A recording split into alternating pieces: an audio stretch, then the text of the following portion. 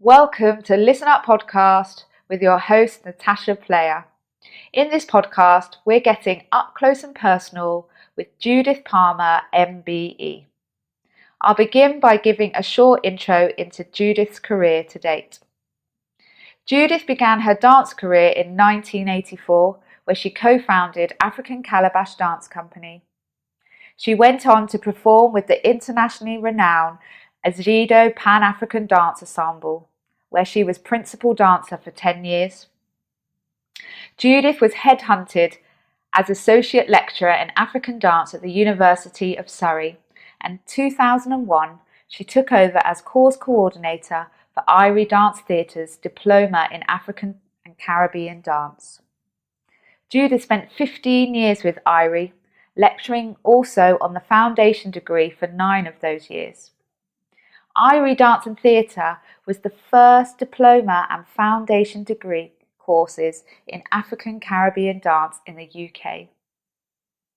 Judith is recognised as an advocate for dance of the African diaspora and has been a committed steering committee member, subsequent board member of the Association of Dance of African Diaspora, ADAD, for 20 years.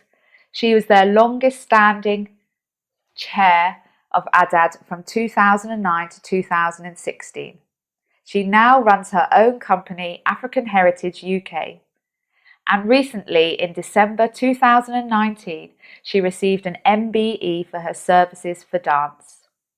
It gives me great pleasure in welcoming Judith to Listen Up Podcast. Welcome, welcome, welcome. Thank you. I'm really happy to be here. When you put it like that, I'm like, okay, so she wants to interview me. When people say they want to interview me, it's like, I think, well, it feels weird. It just feels weird. I've got to get used to it, put it that way. Oh, come on, lady. We need to step into our light. You've, contributed so much, to culture and over the years as well. So I really wanted to start by just finding out about how you started. Right. And what are the key points in your career that stand out for you? Okay, well, how I started, I remember there was a community centre. I was living in Nottingham at the time, and I was, how old was I? 19 years old and unemployed, wondering what shall I do. And I was walking past a community centre in Hyson Green. It was called the Girls Club then, and I could hear drumming.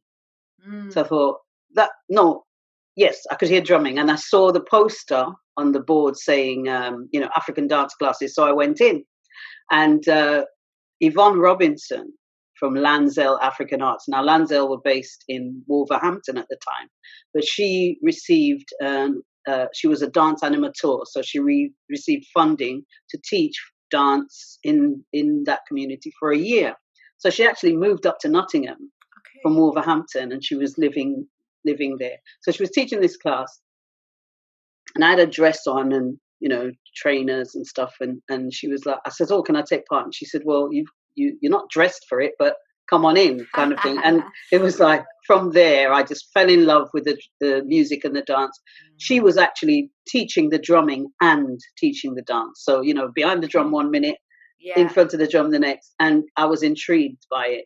And I went home, told my sister, then we started to go to the class together, and we just religiously made sure we were at rehearsals every week, every week. And then eventually when the year was up and she was ready to go back to Wolverhampton, we was like, oh, we don't want to stop. We want to keep it going.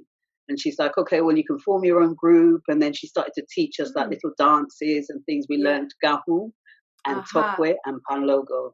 So we learned those dances, and we had musicians as well. So the guys were learning at the same time that we were. They were learning drumming, and we were learning the dance. And we were doing a bit of both. Me and my sister, we were always trying to master everything. So we were doing the music and the dance as well. Powerful and ladies. How that must have been so inspirational to see a female absolutely doing both straight away, because there are key women in the African Caribbean traditional dance over the years that have done both. That's right. And when I see them, that really just lifts my heart, because I'll tell you a little story a bit later on when I get onto the Ajido thing. But there was this energy that women weren't supposed to touch drums. you know, and it wasn't seen as a feminine thing to do. So, but we, you know, forget all of that. We just wanted to play music. We wanted to play. So we started to do performances in and around Nottingham, and then we branched out to do the East Midlands. And we heard of other dance companies. We would go and watch them perform. We would then do a showcase. There was us. There was a fashion show. There was a live band and spoken word artists, and we would tour as a showcase the East Midlands. So there was a time we were performing at I can't remember where it was. It was like a college in Leicester. Okay. And I was 8 months pregnant with my second child, 21 years old. And we were short one dancer. So I thought, okay, I'm going to fill in, because I was behind the drum then. Obviously, being 8 months pregnant, I was doing the drumming. So because we were short one dancer, I joined and I did the tokwe, which is a puberty dance. So I was doing this dance. And then at the end, after the show and everything, this gentleman came into the change room and he said, do you realize that the dance you were doing is a puberty dance, and that it's actually your coming of age dance? And I goes, yeah, I know, but we were short one dance. So that man was H Patton. So wow.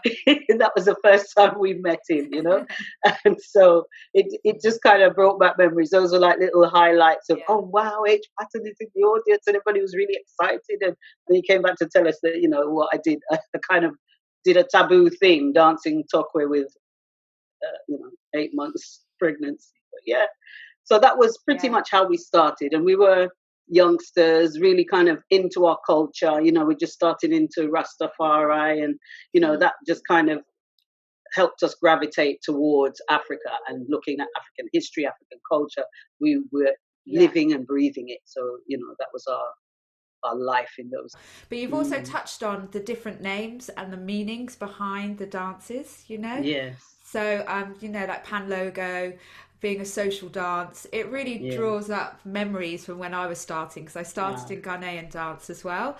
But it's just unpack that a little bit, you know, because, you know, we hear those names, but people don't necessarily understand the reasoning behind it. And then also, you know, they think, oh, how does that fit in with my culture in the UK? You know, whereas you can look at traditional dances, whether that's, I'm fascinated sometimes by Morris dancing, and you know, and the context and the stories that go within those is similar. It's not the same, but similar to traditional African Caribbean. So could you just mention a little bit about some of the dances, maybe any of them that you really enjoyed doing, and why? I mean, dance has been my passion from school, and we used to do English country dancing and Scottish reels and things like that. And then performance became a love of mine. So when we touched on the African dances, it was more about rhythms and movement and sounds and singing. So it was all those things that resonated with us, to be able to sing, to be able to dance and play drum and just enjoy the music. And, you know, you feel good because there's a well-being at the core of any kind of art form. That's what I believe anyway. And so with the learning of traditional African music and dance, we found it wasn't a go to class and do thing. It was something that you took home with you and you did it all the time. We were always doing it. So when we learned the tokwe, the puberty dance, is something that I tend to, when I go into a school that has never done African dance before. It's a coming of age dance from the Ga people of Ghana. And it's usually done with young females, where they learn household chores. They learn how to look after themselves, their personal hygiene. They learn to cook. They learn to do farming, little chores around, you know, clean house, look after your children, look after your husband. But what happens is they spend a period of time with the elders of the village. And then when they come back, there's a celebration. And everybody can't, you know, it's like a thing that the whole village gets involved in. And so they're all cooking and preparing and all of this. And then their parents are dressing them up. And okay, I found a similarity as well. I did some research. It's actually very similar to a debutante's ball. Okay. So that's so they're debutantes in a way, but these are children that have actually they've gone through puberty, and it's now they're going into womanhood, basically, Yeah. rites of It's like passage. leaving year So six, going into year seven or something, in school. yes, How yeah, they're just that's leaving, right. That changed. yeah. So I always treated Tokwe as an initiation dance for anyone who is coming into African dance for the first time. Mm. And I would have to demonstrate this in that the movements are very simple. You do a call and response with the drum. So the drum would signal, then you respond by giving a movement.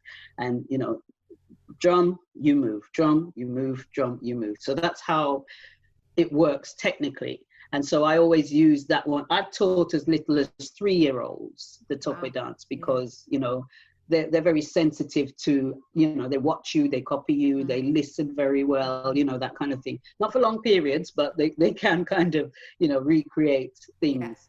So, as an initiation dance, there's Tokwe.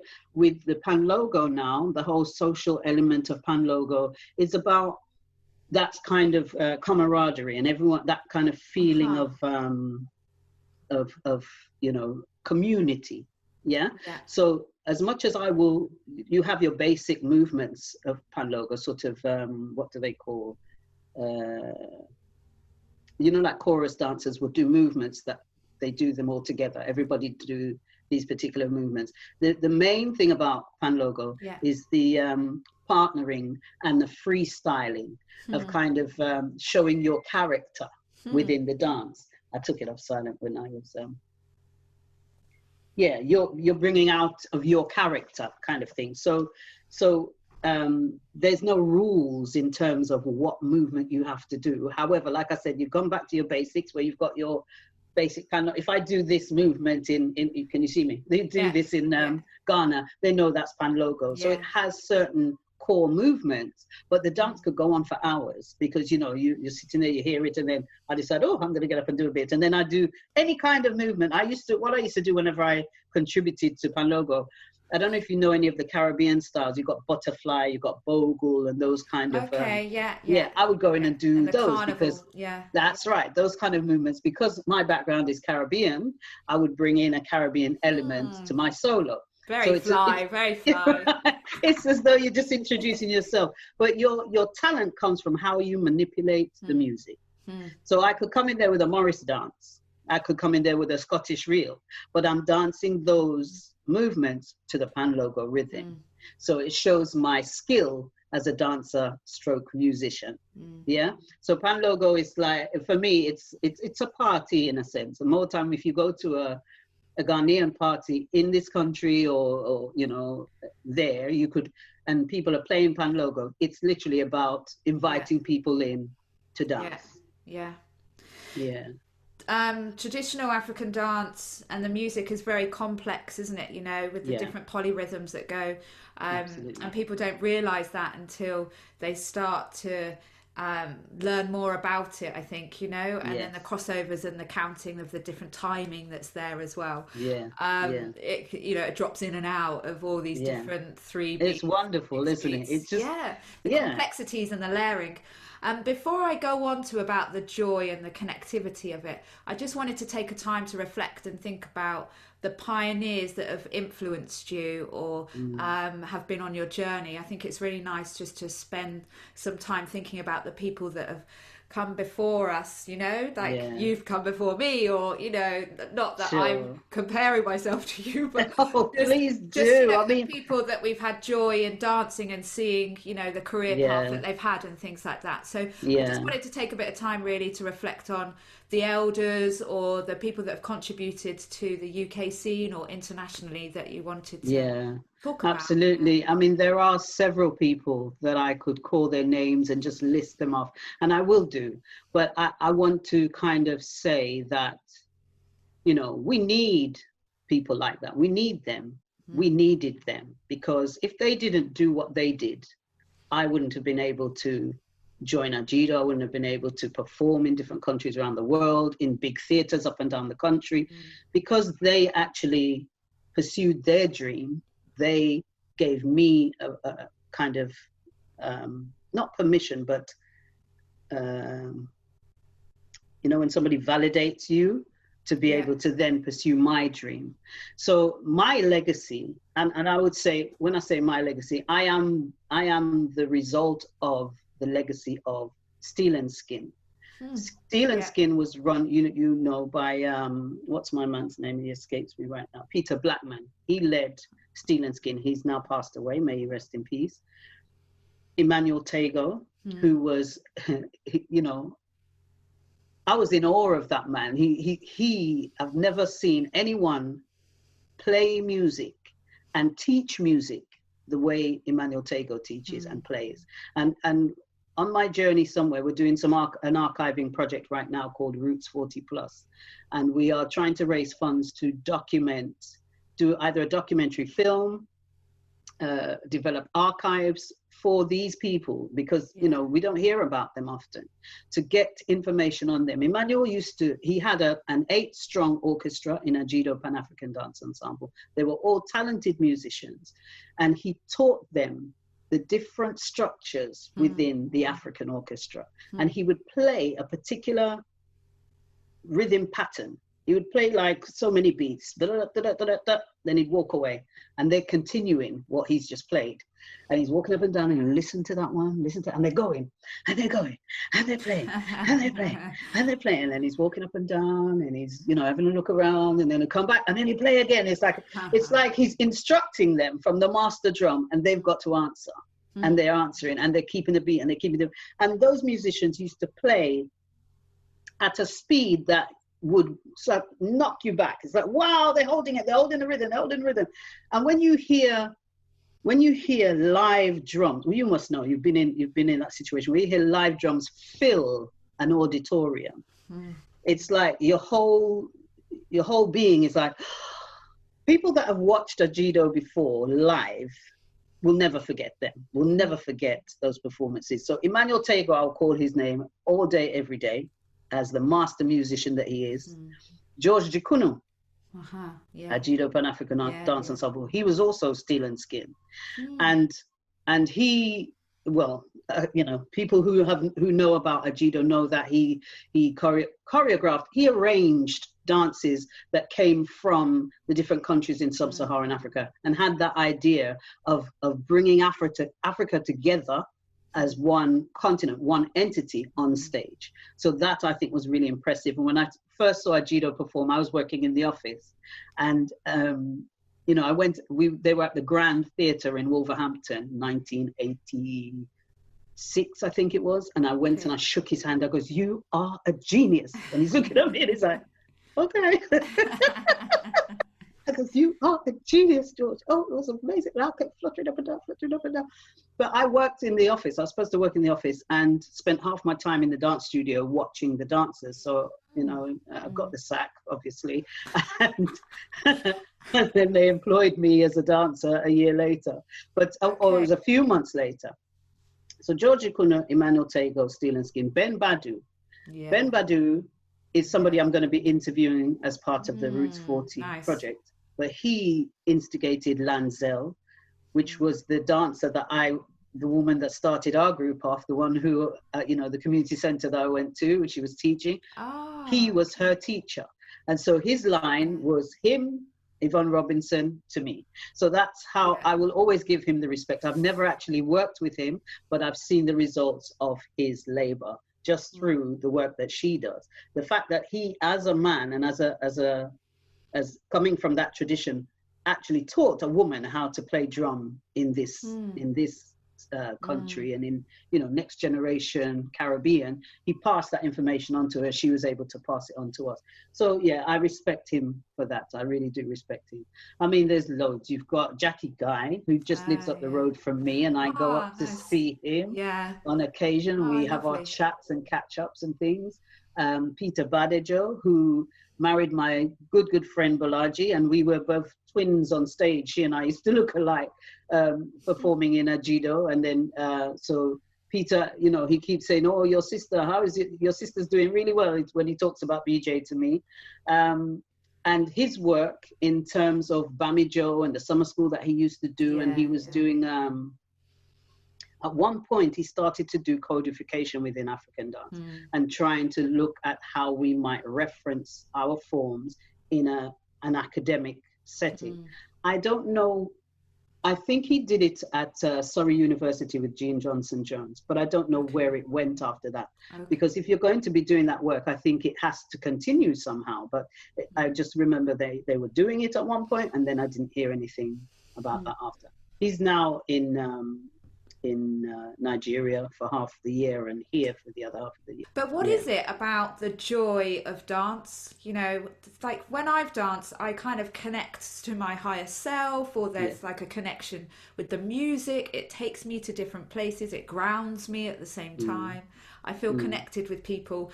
And so what is it that African dance, African Caribbean dance brings to make that connection? What is... It's all the things that you've said.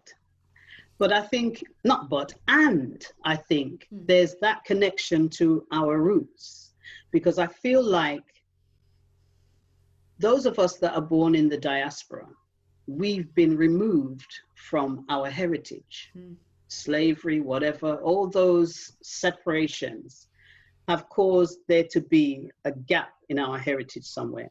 The furthest that I know of, just to sidetrack a little bit, I found this project where it was a girls trip, they called Girls Trip, and it's a women's group, international, based in the States, and they ask you to name all the females in your lineage. I was able to name my mother, my mother's mother, and my mother's mother's mother. That's it. That's as far as I could go. My mum, my grandma, and my great grandma. That was it. But I'm thinking there are some families that could keep going. You know, my great, my this. But because you've been removed, there's this sense of longing, this sense of wanting to belong somewhere. You're kind of in limbo. And I feel like when I can speak for myself, when I engage with African music and dance, I feel like I've come back home. I feel like I've found something that I can connect to. And it was Thea Barnes.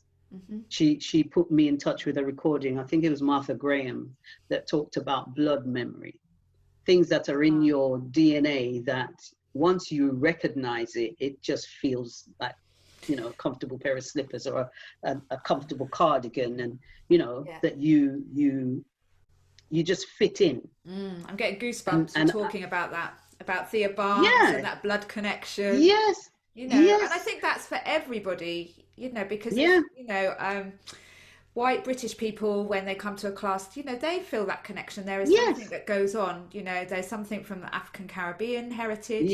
That they connect that belonging to. And I think I've heard somebody say, I was listening to a talk. They were doing a Zoom talk the other day about white people who play African drums and you know how them feeling uncomfortable and things like that. But Kirby actually mentioned in there that there are people that say I was black in my former life. That's probably why I can connect to the music and dance. I don't know.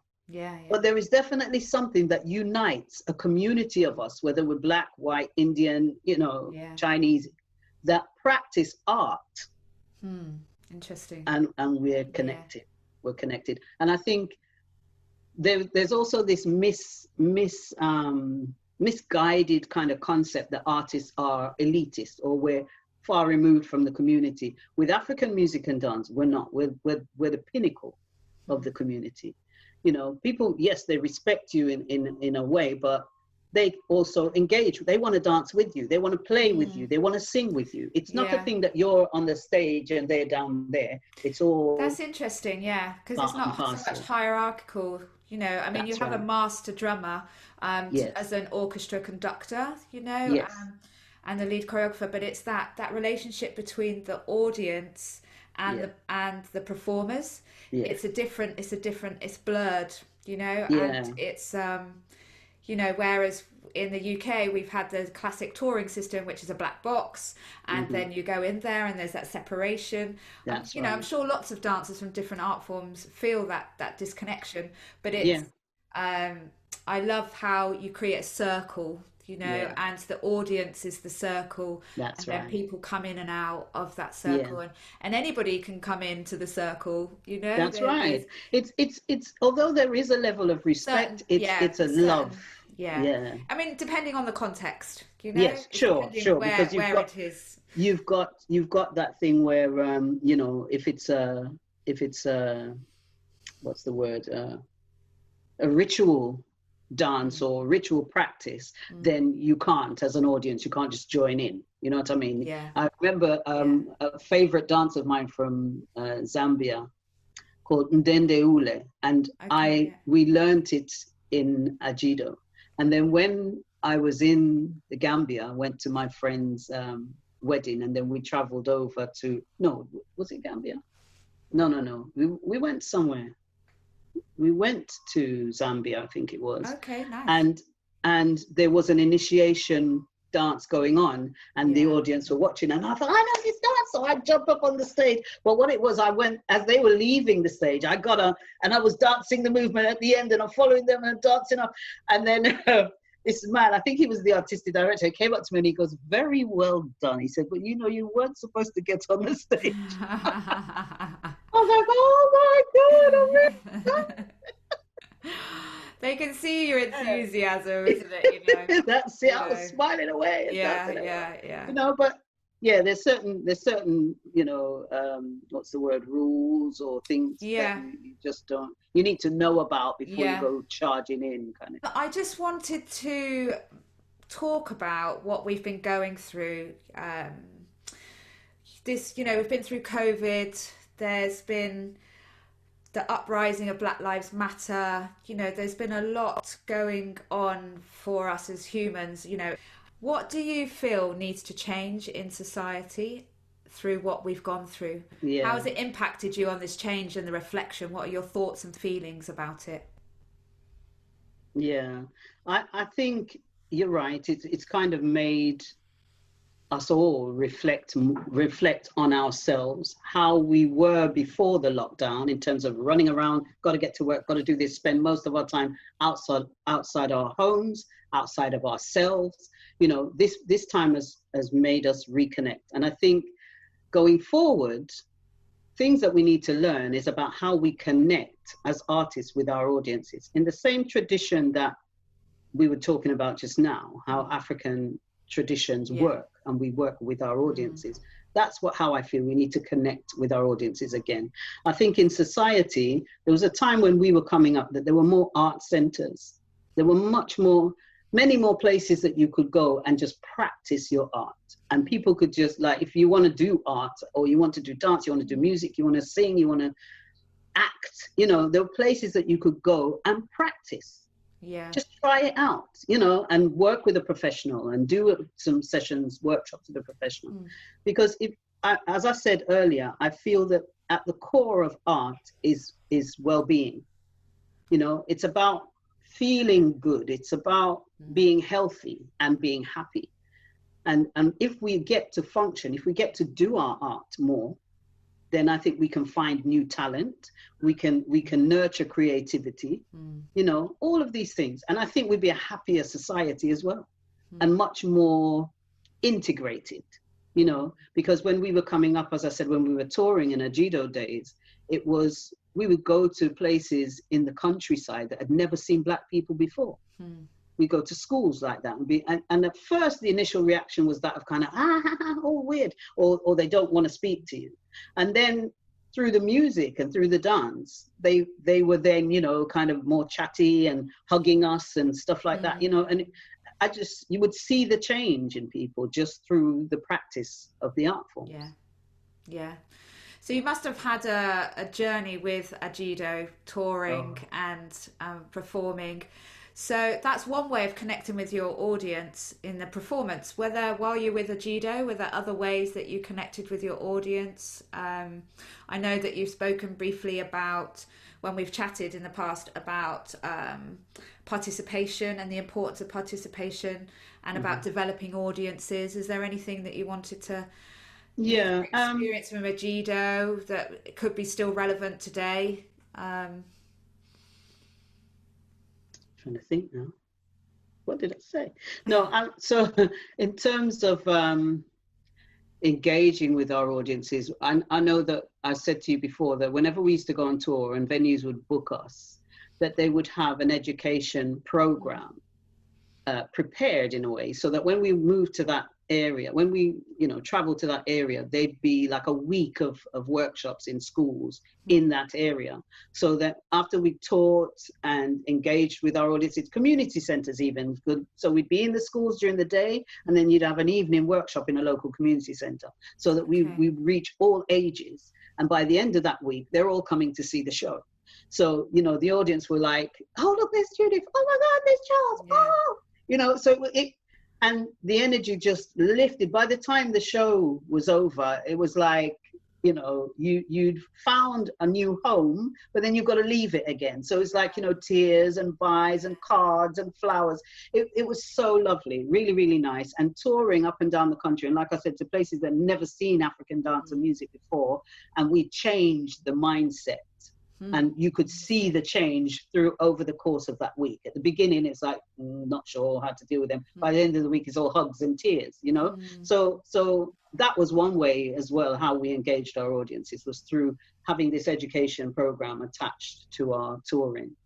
Yeah. So vital to find ways of breaking barriers or misconceptions, and whether those are unconscious biases that people have, that just from, I don't know, sometimes it's from fear, just of the unknown, of the unknown, other, absolutely. And just not being familiar with people's different cultural contexts or the way that they look, or absolutely feel it sometimes when you travel and you go to a new country and people haven't seen, met someone before, That's right. They have, like you said, preconceived ideas because they're not sure, or they see something on TV. This thing about stereotyping young people, because they see them in hoodies and baggy trousers, and they see a lot of gang films and rap videos that have all these sorts of things. They assume that all young people wearing hoodies and baggy trousers are gangsters, or they're little criminals waiting to, pop out of somewhere and grab your handbag. But they're kids, they're children, and what they wear is their style. So speak to somebody, just have a chat, That moves on really nicely to my next question, which is about young people, and just how I've been amazed at how they've been leading the way of creating change. First of all, we've seen it with the climate change and the environment, but also more recently with Black Lives Matter, and really rising up and empowering us to go, okay, let's use this energy, and how can we help young people to move forward? They don't necessarily need our help, but what doors do I have open that can continue them to come through? I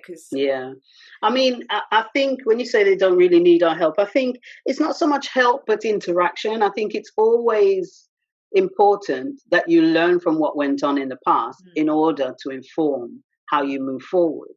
So I was impressed by the uprising of young people in the Black Lives Matter movement, and they're quite radical as well. And I think at the same time there's an energy that they have to nurture that is about it's about self-sustainability, and you have to be careful that yes, things have to change, but don't do it in an aggressive manner, because you will receive what you give out.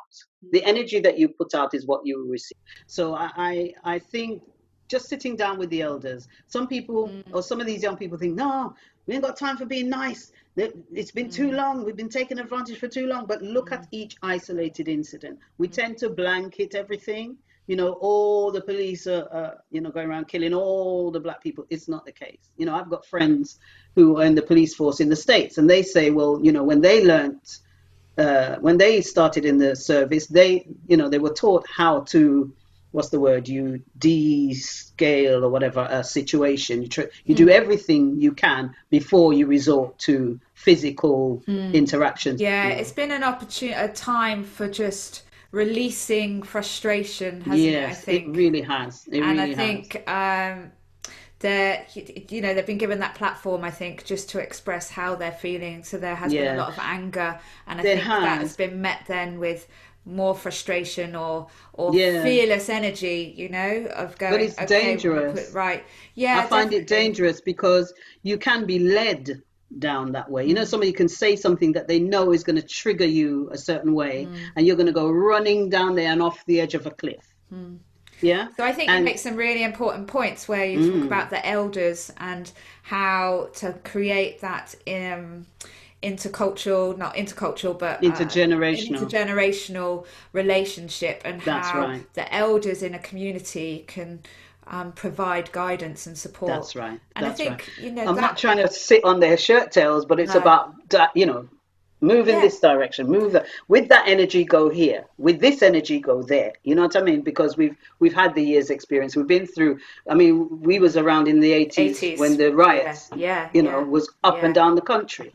You yeah, know, yeah, I wasn't in the middle there throwing petrol bombs, but we were around. I was at school, yeah, but yeah, there's certain parts that you're fresh after the riots. You're walking through yeah. those places, and What's the mhm, important then that African Caribbean traditional dance and culture plays to support and create foundations for young people? yeah, Why is it so uh, vital and important in society today? yeah, absolutely. I mean, it goes on from what I said earlier about health and well-being, about Mm. happiness and being grounded. Yeah. I think it's about finding your identity, your personal identity, Mm. knowing where you're from, and Yeah. like I said, knowing your roots informs where you're moving forward. You learn softer skills like interacting with people, teamwork, communicating, building self-confidence, things like that. The arts in general teaches you. But Mm. I think the connection to your roots, or to my roots, was my strongest passion, my strongest inspiration, to stay connected. As when you're learning traditional music and dance, you don't just learn the movements and the sounds, the drum language. You learn the languages when you're singing. You learn when you're eating Mm. the foods. You learn how Mm. to cook the foods. You learn how to wrap a lapa. You learn how to Mm. like bead. We learned when we did the Zulu dances. We learned how to do our beaded tops and Wow. necklaces and the hats and how to make them, and so it's not just about movement and dance. It's about a Yeah. culture. So when you young people are coming to learn these things, as I'm speaking, you pick up things that I say. When I talk to my dancers, I talk to them, they're telling me what problems they were having that day. I said, did you meditate today? Have you done any Mm. meditation? And I will pass on bits that Mm. I've learned and things that over the years I found have worked for me. So you learn, it's a culture you're Mm. learning, it's a way of life. It's not just the movement and the music. Yeah. Mm. It is, like you say, that big sense of community, and you get that with Caribbean Carnival as well, don't you? You Yes. take over a community centre, or you've got a space there that's used to Costume creating. making and Yeah, the eating exactly. and Yeah, they're you making know. pan over there and Yeah. somebody's Huh. tuning it, and Mm. oh yeah, it's So there, it's it's everything. it's the whole thing. But Yeah. you've also been an integral part of Irie Dance and Theatre. So that was the Mm. first university degree. So they had the first foundation degree of delivering African Caribbean dance and Dance, yeah. music. Yeah, Yeah. because in my day there was no formal training. It was find a choreographer, a pioneer, and study with them, whether that's in the UK or travel to West Africa Mm-hmm. and study there. And now we have a really established Course. dance course that's there that has a capacity, I think, to go in different places around the country. So Absolutely. what's the integral part then? Does it change? Does it differ when you're teaching? Because you were a Yeah. very senior delivery tutor there, Yeah. I was lecturer. So I was the lecturer that I taught traditional African dance there. Now, I had to tailor my teaching style to fit higher education, interesting. the framework for higher education. Yeah. So it was about teaching theory as well as teaching the practical. And every time I taught, I put my dances into context, and I then had to develop questions around what I taught in order for them to feed it into their Mm. particular essay. And then, Okay. they would then explore and create fusion and all that, break down what I've taught them and build it Yeah. up, Okay. Yeah. fuse it with other forms and things like that. And the thing is, that what I was going to say to you earlier on about the drumming is that, we wanted to form a women's drumming group in Ah, Ajido. yeah. And we got the djembes and things, and then we were told women don't drum, and if you touch a djembe you will never Mm. have babies, you won't get pregnant, you can't get pregnant. Really Yeah. And I was like, yeah, but interesting. I've had 2 kids already. I don't want to have any more. Come on, let's do. We need to play. And they insisted, no, no women drumming, no women drumming. And Mm. yeah, so that kind of stifled that for us. But I felt that Ajido had the potential to be a school. Mm. That if we kept that going now, there'd be a school. When I first joined them, I was in the office, like I said, and it was a youth opportunities training program. And each room had different activities. One was costume making, one was lighting and stage Mm. design, one was a green room, and then the Mm. dance studio, and you had the offices, and all this was going on. Mm. And so you had Ajido, the main company, would come in a couple of days a week and rehearse, and then you had the youth opportunities scheme Mm. that was running Monday to Friday, Mm. 9 till 6 or whatever time they were doing at that time. Yeah. And people would come in and go to their different departments and just be working.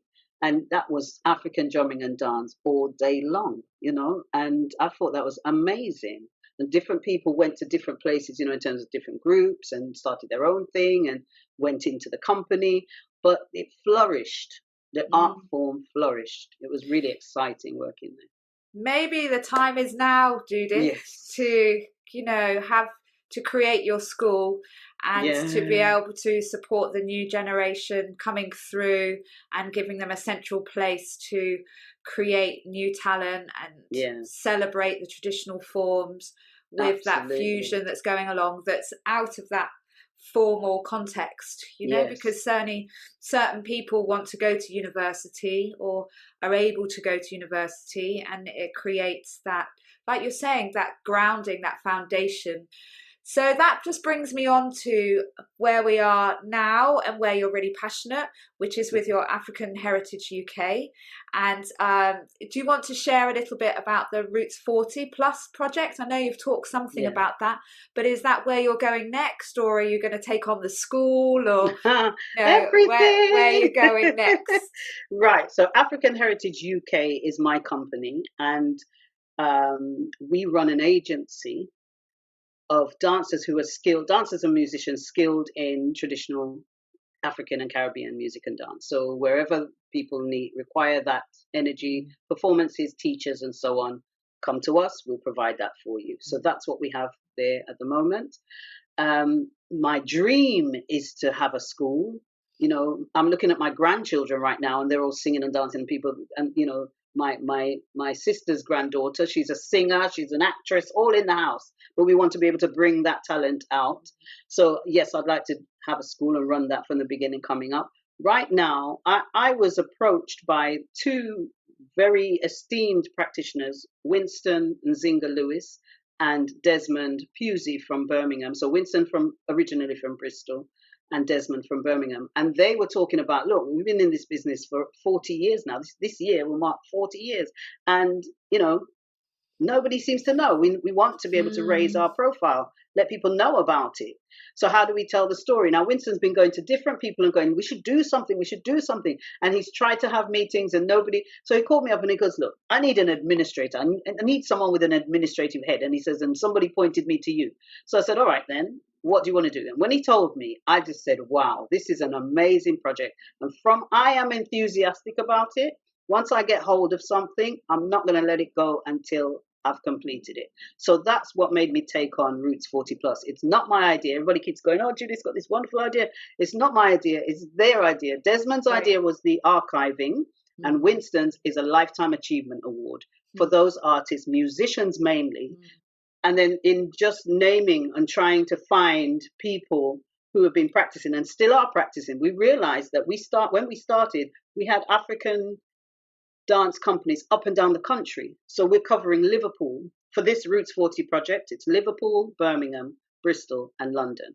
And we've found artists that their work has actually impacted on all those cities across the country, and still have not been recognized for the work that they've done. It's my mission to make this project a success, and the success would be that people are just aware, and we put their information in an archive in those cities, so that young people coming up can just get access to it.